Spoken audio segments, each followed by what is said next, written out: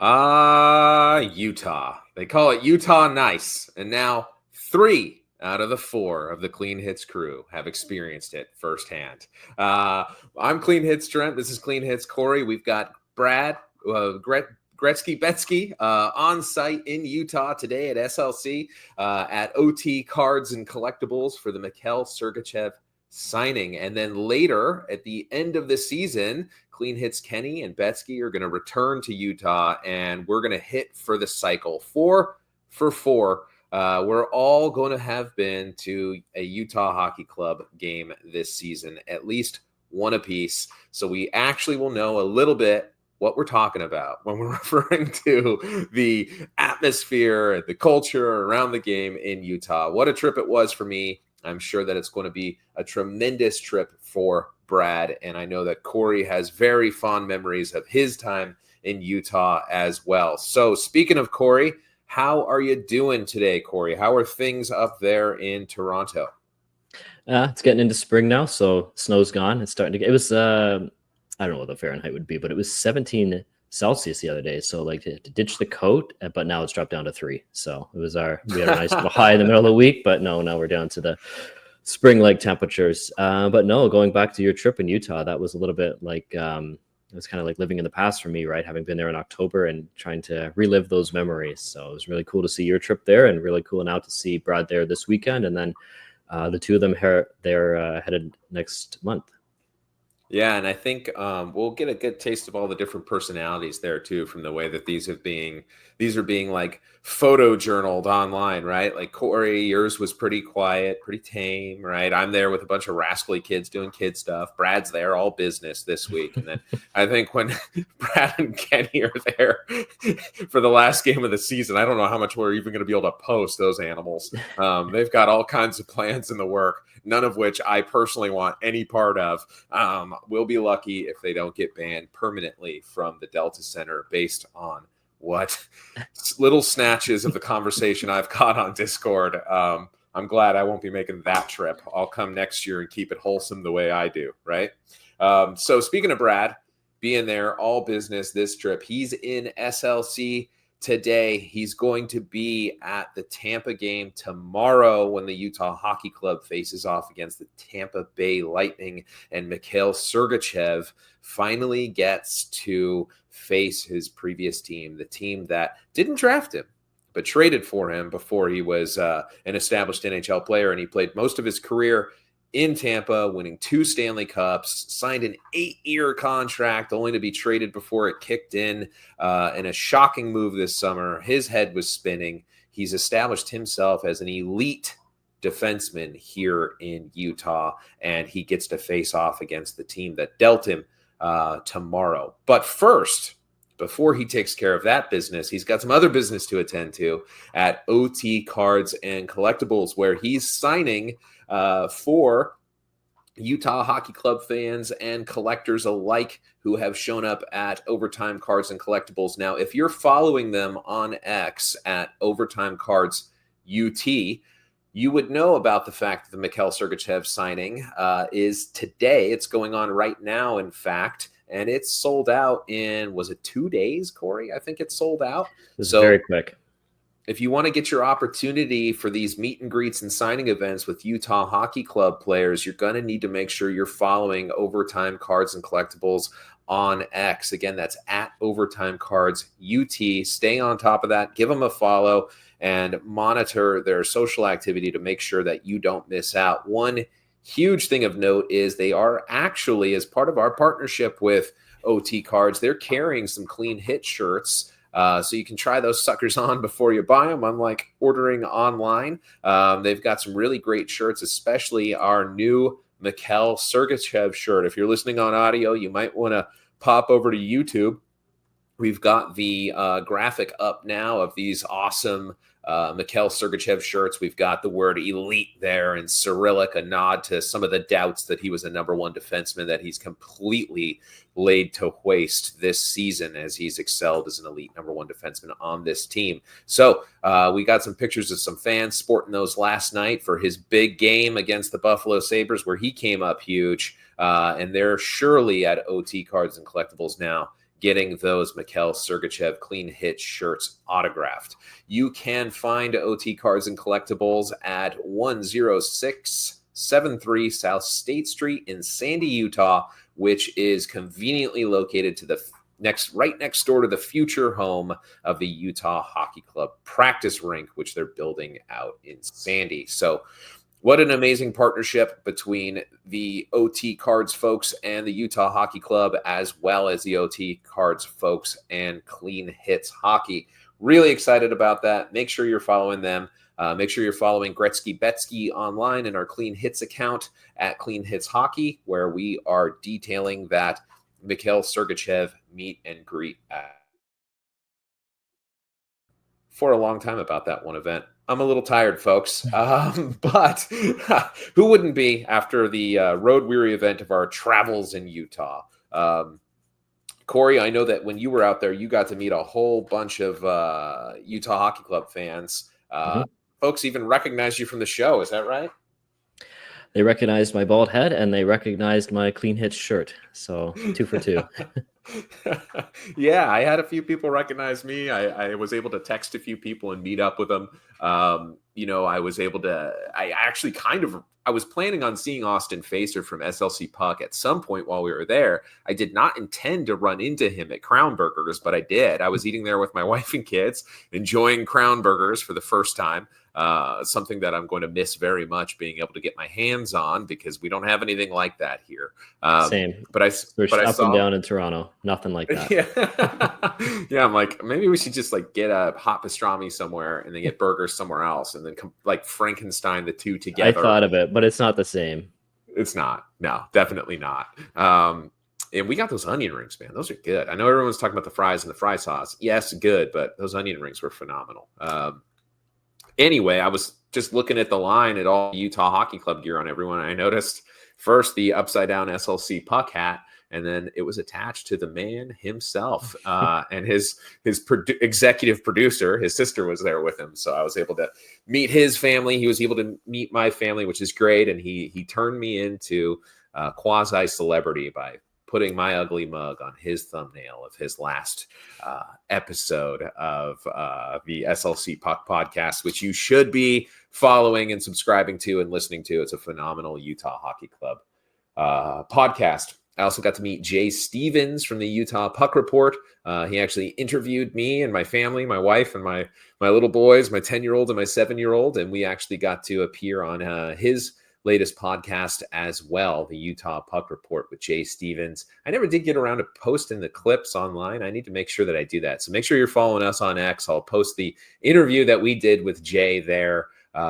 so that you can check that out as well. I got to meet Brogan Houston, friend of the show, who's been on a number of times. I got to meet him in person, which was great, as well as a bunch of folks from the Discord like Preston and Rod and 3-Putt Dave, who helped me out with some merchandise there. Thanks, Dave, as well as Whiskered Rose and, quite a few people from X as well, like Chase G and Marty Phelps and let's see, Utah Hockey Club, Brian, right? And Utah Yeti, Brian. Sorry, Club is Brandon.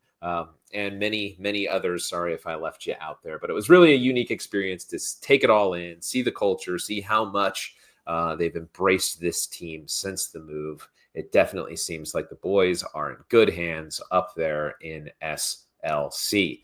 The grub was good, man. What was your favorite meal experience up there, Corey? I think it might be a tie between Crown Burger and Bam Bam's. Agreed. I'm with you on that. We were able to sample Bam Bam's as well. We went to the game Wednesday night, woke up Thursday morning and went to Antelope Island, where Preston had given us some directions to find a hedgerow of trees with a little porcupine hollow. We were able to spot some porcupines in the wild up in the trees. So that was pretty incredible, Preston. Definitely a memorable moment for the boys. And then we got on the road to Orem and pulled into Bam Bam's on a snowy, rainy sort of day. Went in there not knowing what to expect, and the food was phenomenal. Really, really good stuff there at Bam Bam's. Definitely try the mac and cheese with crushed up goldfish on it. I know it sounds crazy. It's not. It's crazy good is what it is. Boys loved it. Barbecue nachos. It's Central Texas style barbecue right there in Orem. So if you haven't had Bam Bam's, definitely check it out. We had a great time there. I actually bought a Bam Bam shirt, which came in handy big time. There it is. There it is. Thanks to Bam Bam, I think I'm going to send him a shirt too, just for thanks, because that came in handy big time when we got back in the truck after lunch. We realized we were covered in ticks from our porcupine hunt. So we had to change on the fly at the gas station before we drove down to Arches National Park from Orem. So definitely big thanks to Bam Bam and his shirt, which came in major handy as we were getting out of town there. So that's a lot of not hockey talk out of the way off the top of the show, but that's not the only thing we've got going here was our trip to SLC. In addition to that, we've got a heck of a hockey club, Corey. Did you catch the Buffalo game last night? I did, and I think my favorite part still was that the Sabres they're just so far out of it. They're willing to score goals for Arizona at this, or for Utah at this point. I stumbled through that. Yeah, the empty netter, and then I don't know if they put the other one in their net as well, but I think they may have. So yeah, each time it was Rasmus Dahlin right at the goal mouth, not quite getting there in time. He was like 2 strides behind saving the goal each time. And for the second one, the knife twist in the heart, he just smashes his one-piece composite stick right over the crossbar, just screaming in fury. And I'm like, it feels so good. It feels so good to be the team on not the winning end. Exactly. Yeah, exactly. I was watching that. I'm like, oh, look, it's the curse of the Sabres manifesting here. That's that Sabre luck. And we know it well because we lived through just decades of that kind of thing as Coyotes fans. I mean, for more years than not, it feels like we were the team in that position where just nothing was going right. It was like Keystone Cops, just, yakety sacks, everybody flying all over the ice. And we were getting posterized by some team with playoff aspirations when we were well out of it. So great to be on the other side of that. A lot of highlights there. Not a lot of highlights from that Edmonton game. That's definitely a flusher. But what do you think about some of the other bright spots from the Buffalo game? Nice to see Matthias Michelli get back into the lineup and really formed a really good line there. I believe he was with Stenlund and who was the other forward he was with? Didn't get any points, but he played a really good game. Kerfoot. It was Kerfoot, wasn't it? Alex Kerfoot? I believe so. Krova, he's just unstoppable at this point, right? He's playing every single game. I think this is like 12 or 13 in a row now. I know he got the hook in the Edmonton game. It wasn't his fault, but we're going to make the playoffs or not make the playoffs, and Krova is going to be a huge piece of that, right? I don't know if he's going to get every start the rest of the way here, but he's going to get a really big chunk of them. We do have a back-to-back next week where we might see Stauber come back in again, but we'll see. We need every single point we can get, and the best chance of doing that right now is with Krova and net. Who else played really well last night? Sergachev got the 2 goals. I know the second one was an empty netter, but it still counts. Brings him to 13 on the season, career high. He's playing 3rd highest minutes in the whole league. He's playing physical. He's playing all situations. If there was any doubts that he is a number 1 defenseman, those should be all removed at this point. Really cool to see him talking about the opportunity to play Tampa. Not only play Tampa tomorrow in Utah, but I believe it's next Thursday in Tampa. Haven't really heard his thoughts on the trade. I mean, that was probably lost in the shuffle over the summer, but he was really excited about the opportunity to come to Utah. And they asked Andre Tourné about it too, just his thoughts that morning waking up on the second day of the draft when Utah made the trade for Mikhail Sergachev. And Tourné responded to, I believe it was Brogan Houston with the Deseret News saying, well, it rhymes with pucking right. Yeah. Exactly. And I'll be honest, I was a little surprised when I saw that Sergachev was doing this overtime card signing tonight. I figured he'd want to be having dinner with his old pals while they're in town. But then I noticed on the schedule, they're going to be in Tampa next week. So I think he's looking to take care of business today at OT Cards. He's looking to take care of business on the ice tomorrow. And I think probably next week when he's in Tampa, it'll be dinner with the boys and see all the old friends and family back in Tampa, kind of reunion tour. But I don't think there's going to be a whole lot Well, of glad handing. they can go to OT Cards and get in line and get a shirt and get a Sergachev autograph as well. Maybe Perfect. Betsky is in line right now with Yanni Gourde and Victor Hedman and Andrei Vasilevsky and Yeah, makes total yeah, sense. I yeah, maybe even Ryan McDonough, who probably wouldn't be on the team if not for the trade, right? right, right. So, yeah, I thought Sergachev had a great game, apart from the two goals, honestly, and that's really been the story of the season. I think he's what is he, sixth in goals among NHLD, or tied for top six, something like that. He's sixth or seventh, I believe. So yeah, I And know then we he's gave up up in a decent amount to get him. Connor Geeky, JJ Moser, what a second and a seventh, I believe. Picks don't really matter because we have so many. But obviously, and I like JJ Moser quite a bit, but that's a pure upgrade. Hurts to lose Connor Geeky, especially a center prospect who's so big. But like I said earlier, this should, if the doubt is still there that he's a number one defenseman, he's a number one defenseman, and he had to pay a price to do it. But I'm very happy we paid the price to do it. Yeah, no chance that I wouldn't redo that trade. I'm Mhm. definitely redoing that trade 10 times out of 10. It's worked out great. Just to have him locked up long term and knowing that we have a number one defenseman there no matter what is so clutch, especially with Logan Cooley's game last night. And that Yes. promise of having that number one center to go with the number one D. Plus, Karel Vishmelko has been playing out of his mind and was just signed to a long-term contract. We have that number one G as well, because typically if you have that number one center, you have that top defenseman, and you have that big-time goalie, you're going to be able to contend for the playoffs year in and year out.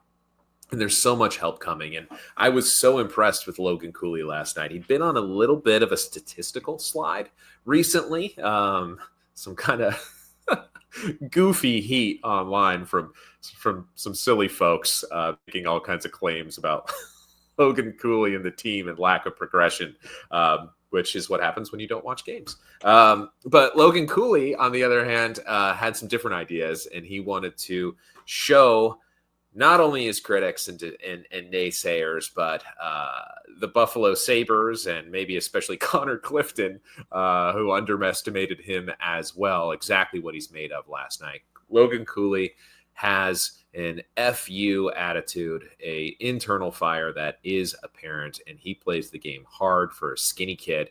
He's never going to back down. He's not afraid of anyone. He takes the inside, and he showed off just absolutely superlative skill and grit last night as he took no crap from Connor Clifton or anyone else on the Sabres, and had what I thought was a big time statement game about the type of player he's going to be. What do you think about Logan Cooley and his prospects of being a number one center? Oh, I think if he's not a number one center already, he's, it's just around the corner. And beyond Logan Cooley, I don't think we can mention Logan Cooley without mentioning the other half of the dynamic duo, and that's Dylan Guenther. And he got his 25th goal of the season last night. Nice night for him, because I know that 25th goal on the entry level contract comes with a nice little performance bonus. But hell of a goal by him. He might get 30 goals by the end of the year here. And had he not missed that stretch of games, I think it was 12 games he missed, he might hit 40. And this is his first full season. I know he kind of had 2 half seasons in Arizona. So, and we want to talk about like the naysayers. Remember the people shooting down that Dylan Guenther extension back in September, whenever it Yeah. was. Looking pretty good now. $7.1 million for probably a perennial 40 goal scorer when the cap's going to be $115 million. Seems like a pretty good deal. Yeah, if they'd have waited to take care of business until right now, it would be 9.1 easy. Mm-hmm. Easy. No doubt Yep. about it. And over that amount of term, that's a heck of a lot of cheese that Bill Armstrong saved Ryan Smith. So Mm-hmm. just wish we could legally get Logan Cooley locked up a little sooner than we're able to. But I think Logan's headed for one heck of a payday, and it's going to be well earned when he gets it. I'm just hoping that we're able to secure him to that 7 or 8 year deal, and he doesn't end up with a Wyatt Johnston style 5-year Mm-hmm. deal. That's my one worry, is that we're going to end up seeing a little bit of a bridge deal like Austin Matthews took and like Wyatt Johnston took. I'm definitely rooting hard for a longer term extension if we can get one. What do you think about that? Yeah, he can sign it as of July 1st, and I'm pretty confident July 1st he's going to get an extension the first day he can, and it's going to be the full 8 years. I don't think Bill Armstrong's really interested in messing around with anything shorter. Dallas, I almost kind of wonder if they had to, because their cap is getting pretty complicated now with the additions that they've made, but we have all kinds of cap space, even more now without the Shea Weber complication in the way. So I do think we're going to see Logan Cooley get the full 8 years on July 1st. I think that's going to be one of many deals that Bill Armstrong could do on that day. That's going to be putting a lot of. Yeah, you just said he saved $15 million a year, or $15 million over the life of the Gunther contract. I think that's going to go out the door pretty quickly on July 1st. It sure will. It sure will. And you can see, this season where there's a couple of spots up front where guys have kind of, you know, come in and out of the lineup. A couple of those spots that are a little bit up for grabs. We've got Big Daniil Boot coming, who probably is going to step right into the NHL, I believe at least. But there's another spot too where I think we could see a trade or a free agent signing for a little bit more goal scoring up front, potentially bolstering the center position. But honestly, with how great Barrett Hayton's played and how great Logan Cooley's played, how well that Jack McBain has played on the third line there with Lawson Krause and Josh Doan, that's not something I want to mess with. And then Kevin Stenlund's like the made in a lab perfect fourth line center. They may have the luxury of kind of looking more at solving problems like goal scoring rather than having to pay ultra premium prices for center upgrades, right? Yeah, and you look at the center upgrades that are going to be available, especially in free agency. There's never going to be a number one, even a number two center in free agency, probably not. Cole Baudouin isn't even that too far off, so it is a lot easier to just push this thing one more year, go with Cooley, Hayton, McBain, Stenlund down the middle, add Baudouin to that mix a year after that, and then just this summer you go and add some scoring, whether that's in a trade or free agency. And it's a lot cheaper just to bring in scoring than it is to bring in a scoring center. Yeah, I think one wrench in the gears there is somebody we brought up earlier, which is Matias Michelli, who sat out, what was it, 13 consecutive games. 13 in a row and 15 of 19. Yeah, and it looked like it was the end of the road for him. But man, I don't know about you. I was really impressed with his game last night. It looked like he made the statement you would hope that somebody would make coming off of that. If he can keep up this level of play and be a big addition to the team as they push for the playoffs, does that just increase his trade value? Does that maybe give the team second thoughts about how they want to utilize him moving forward? Given the late stage of the season and how ugly it's been to this point, is this too little too late, even if he has a strong finish? I don't think it hurts his trade value. I don't imagine his trade value is very high right now because he hasn't had a great season, because he was just scratched for so long. But he's also only 1 year removed from, he had 57 points last year in Arizona. That's not nothing. 40 assists. Contract is relatively cheap. Maybe not for how he's performed this year, but again, it's going to be $115 million cap in a couple years from now, and he's making, I believe it's 3.4. So like over 115 million, that's nothing. So he's really young. He's a playmaker. He might have to be moved to a team that's, kind of in a Utah situation a few years from now, where they're starting to climb up the standings and there's going to be opportunities for young players. Maybe a team that's just kind of looking at the beginning of a rebuild. I'm thinking like a Pittsburgh Penguins situation, something like that. But it's really hard to, as well as Michelli played last night, he's not going to play on the fourth line. So that really only leaves 6 slots open, right? The 3 first lines and then the wings on them. He's not going to play on the first line. He's, I think in Arizona, he played on the second line just because we didn't have, Dylan Gunther wasn't a full-time player. So then you're really just kind of looking at the third line, and I don't think there's a spot for him there because you have Josh Doan, you have Lawson Krause, you have Jack McBain when he's played the wing. Daniil Boot's probably going to start somewhere around the third line when he comes in. TJ Ginla's not too far off. So there's probably not a spot for Matias Michelli long term. I don't know if we're going to get, if we traded him last offseason compared to this offseason, we would have got more because he was coming off again that 57-point season. So we might have to take a bit of a hit, but we might be able to, replenish a bit of that value by packaging him with some other assets, um, and bringing in a solid return. Yeah, and they've talked a lot, the national insiders especially, guys like Sarah Valley and Friedman, friend of the show, Frank Saravalli, I should say, and Friedman and others have talked about Utah. Paul Bissonette, I think on the Spit and Chicklets podcast, had talked about it as well. That Utah is looking to make another splash this summer, like they did with Sergachev last summer. Maybe looking up front for a big upgrade. There was rumors that they were in on Rantanen, and maybe Utah wasn't really close enough to contention for his tastes for a long-term contract.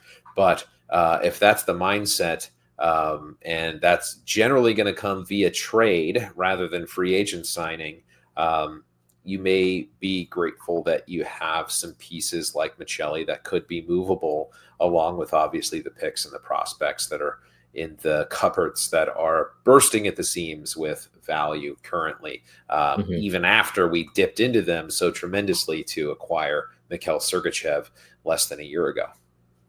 Yeah, I mean, we've already seen that, right? Where over the last couple of years, we're sort of bleeding assets because we don't have the roster spots for these guys. Vladislav Kolyachonok earlier in the year. You think back to Liam Kirk, the British player who had all kinds of points in the British League, came over, played for the Peterborough Petes in the OHL, had good numbers there, and played in Tucson for a little bit, but there just wasn't a spot for him long term. So I think he went back over to Finland. And I think that's going to continue happening. And Matthias Michelli just might be the next victim of that. Yeah, and we're seeing that a little bit in the prospect pool where a player like Justin Kipke doesn't have a contract despite really great production in the WHL from the big defenseman. I wouldn't be surprised if he ends up a contract casualty and ends up somewhere else. Also, Miko Matica not getting minutes in Tucson and playing in the ECHL. And this was a third-round pick who had a great year at Denver University. And is struggling to find time in Tucson. So I think this is going to continue to be an issue until we start compiling a large swath of assets for one premium piece, just like we saw last summer. I think if we can strike gold one more time, like we did with Sergachev, with a big piece up front, that sets Utah up for playoff contention and perhaps even more for a very, very long time. Yeah, they didn't just delete that Shea Weber contract for nothing and to be nice to Chicago so Chicago can hit the cap floor. I know the prospects we gave up for them to entice them to take this Shea Weber contract weren't really anything of value at this point between Victor Soderstrom and Aku Rate, but just the fact that they got rid of the Weber contract is another indication that they plan to spend that money on an actual player who can play. Yeah, but the off season's a little ways away. And first things come first. And the first thing is the playoff push, which I think does have a little tie-in with the offseason, though, in a couple of different ways. If the whispers are true that Rantanen was approached about Utah and said, you're not really quite at the level yet that I want to see before I'm willing to commit, I think making the playoffs changes that narrative a little bit. I think if Utah can qualify, even if it's a quick series against Winnipeg, I think that not only will that energize the fan base, not only is that money in the owner's pockets, not only is that just a really nice story, but I think it puts the league on notice that this team is for real. The Coyotes were kind of in the muck and the mire with teams like Buffalo and Ottawa and Detroit, these teams that could never really seem to get out of their own rebuild.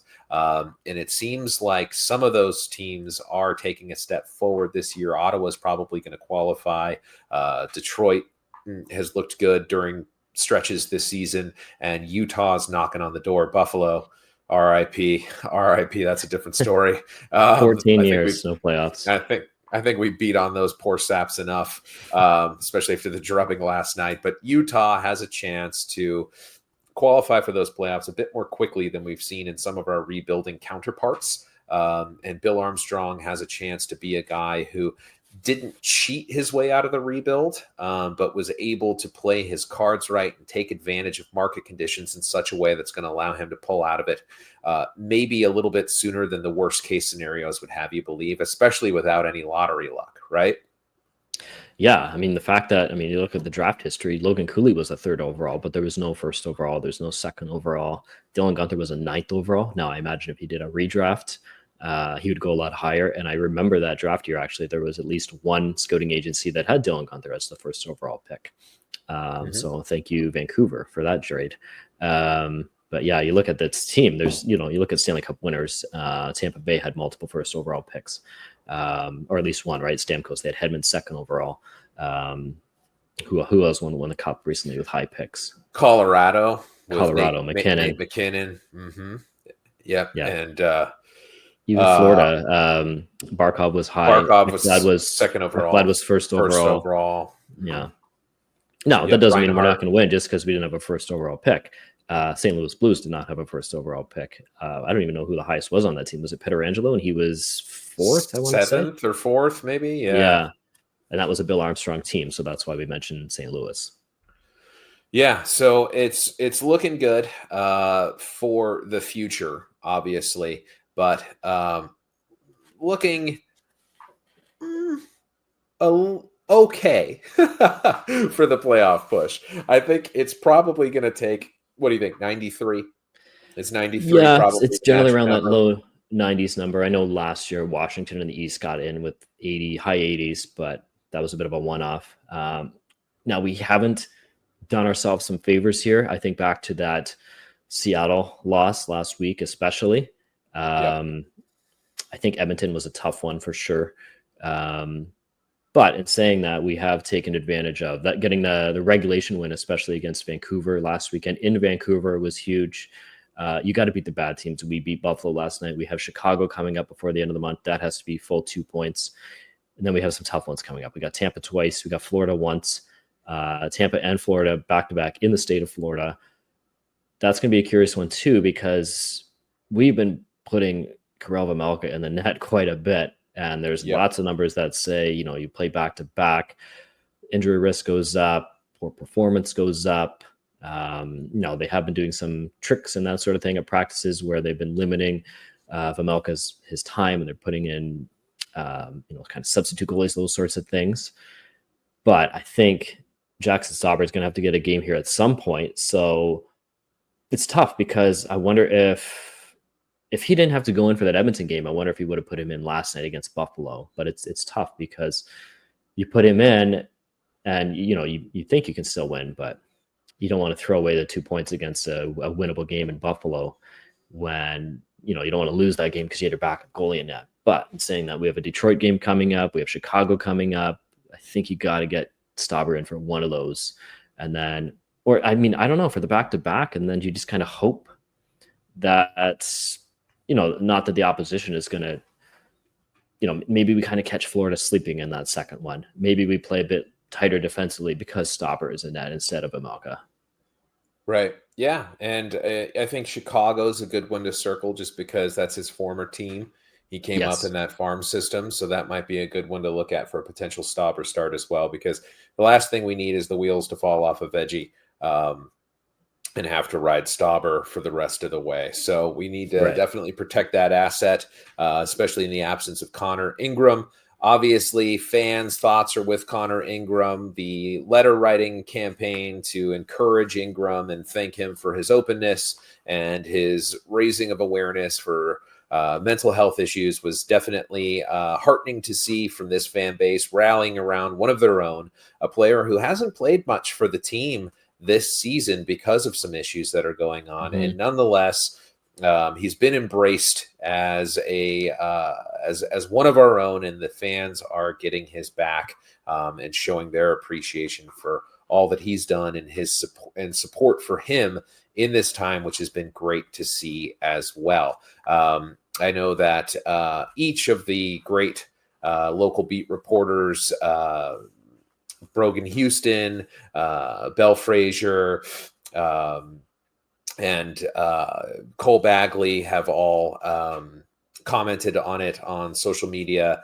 There's Jay Stevens actually interviewed the woman who's central to the letters to Connor Ingram campaign as well. So definitely check those folks out on social media to see a little bit more about what's been going on with Connor Ingram and the fan base here in Utah. Yeah, for sure. Connor Ingram, he was the starting goalie in Arizona last year, right? So there's still lots of potential. There's lots of hope there. And, we'll see. He's still under contract next year. I'm not sure if we're going to see him back this year, but good goalie. And, we locked up Vimelka long-term here. So those are our two goalies, at least this season and next season. Getting back to the playoff push here, 4 points out.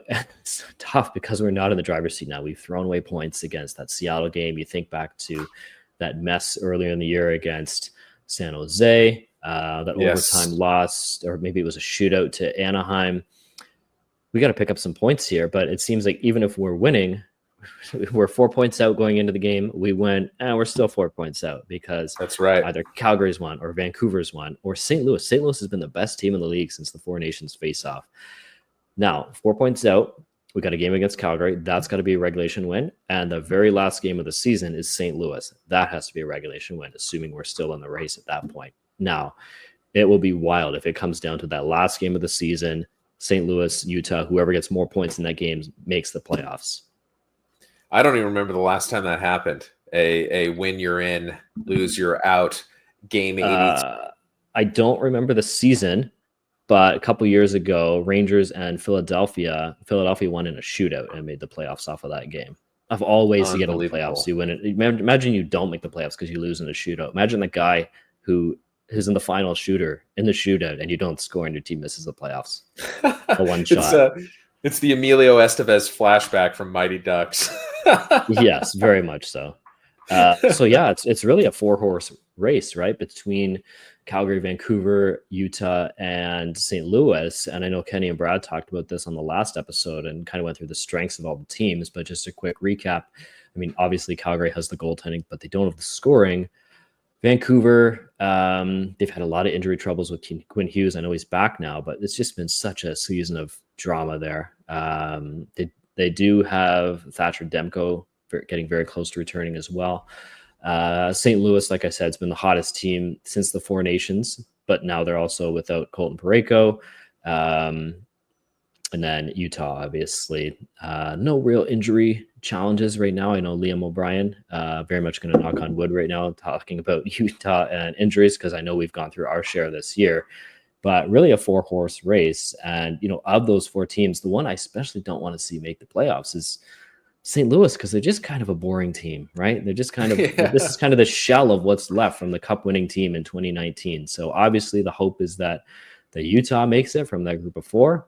Still very much a chance to do so with, I think it's 13 games to go here. And like I said, those 2 critical games against Calgary and St. Louis, but we're going to have to win some games here that, because we lost the Seattle game, we're going to have to take at least one of those Tampa games, maybe the Florida game, and go from there.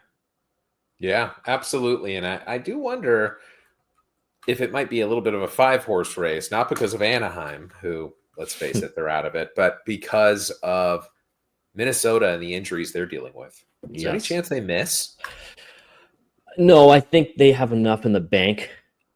Just looking at the standings here. So they're 7 up on Vancouver. Vancouver's the first team out. Vancouver's 1 point behind St. Louis. So to think and Minnesota and Vancouver played both 69 games. So they got 13 left.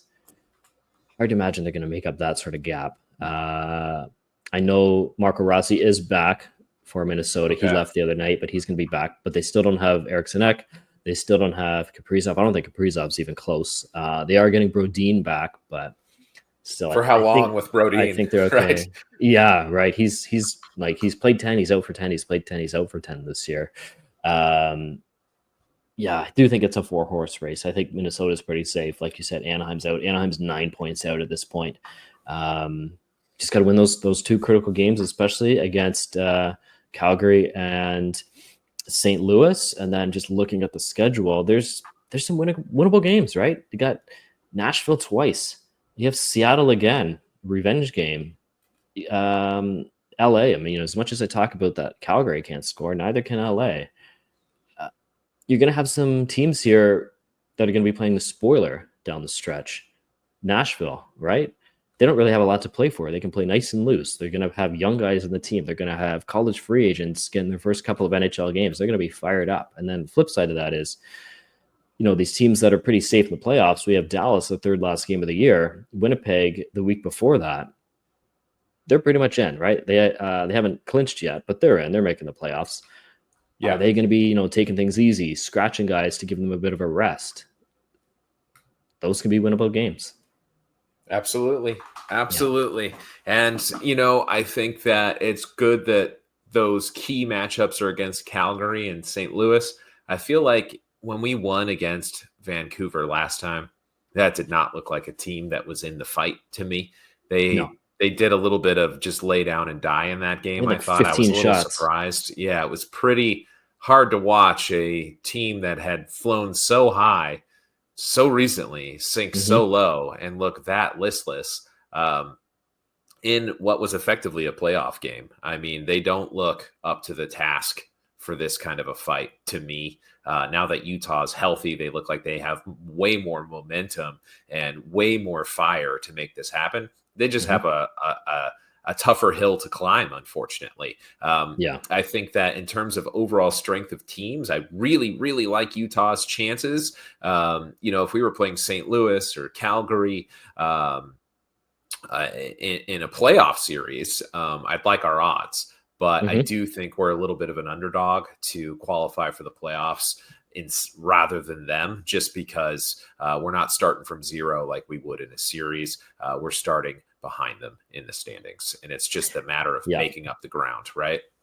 Yeah, and that's the especially frustrating thing about the injuries this year, the 50-game absence for Marino and Dursey. You think, in those 50 games, they just need to flip 2 losses to 2 wins. So a couple of games that maybe they lost 3-2 and they can win 3-2 instead because they have those 2 in the lineup, or even one of them, right? So it's just, where do you find those 4 extra points over the season?